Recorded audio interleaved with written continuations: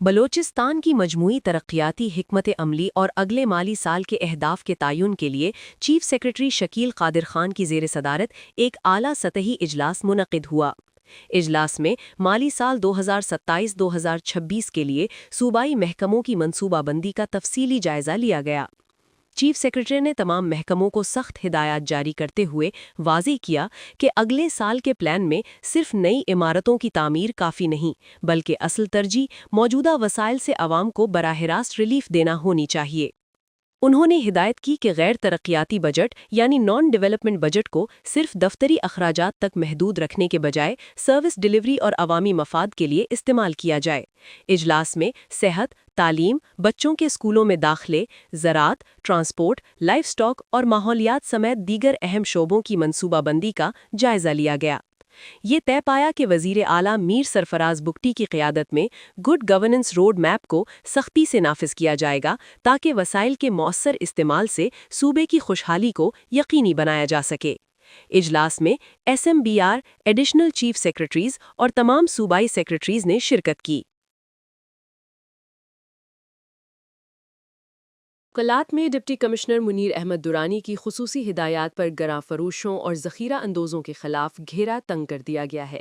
Assistant commissioner Tahir Sanjrani نے municipal committee کے عملے کے ہمراہ کلات بازار اور سبزی منڈی کا تفصیلی دورہ کیا، جہاں اشیاء خورد و نوش کی قیمتوں، معیار اور صفائی کی صورتحال کا معائنہ کیا گیا۔ کارروائی کے دوران سبزی منڈی میں قائم ناجائز تجاوزات کا خاتمہ کیا گیا، جبکہ قصابوں، نان بائیوں، میڈیکل سٹورز اور فوڈ پوائنٹس کی جانچ پڑتال کی گئی۔ معائنے کے دوران روٹی کا وزن کم پائے جانے پر ایک تندور مالک کو بھاری جرمانہ کیا گیا اور بازار سے غیر معیاری اشیاء قبضہ میں لے لی گئیں۔ اسسٹنٹ کمشنر نے دکانداروں کو سخت وارننگ دی کہ سرکاری نرخ نامے کی خلاف ورزی اور گراں فروشی کسی صورت برداشت نہیں کی جائے گی اور خلاف ورزی کرنے والوں کے خلاف قانونی کارروائی عمل میں لائی جائے گی۔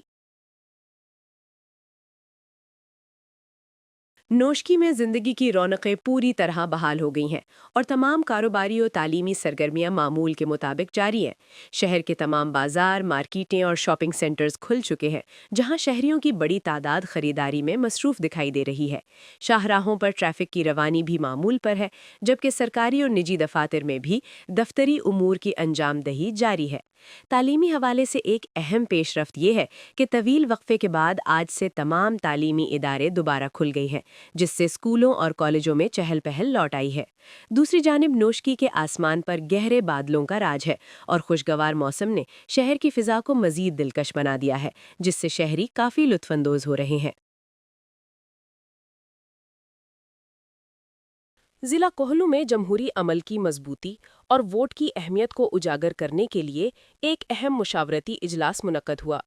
یہ اجلاس کوہلو نوجوان اتحاد کے دفتر میں منعقد ہوا، جس میں الیکشن کمیشن کے اعلیٰ حکام اور نوجوان رہنماؤں نے شرکت کی۔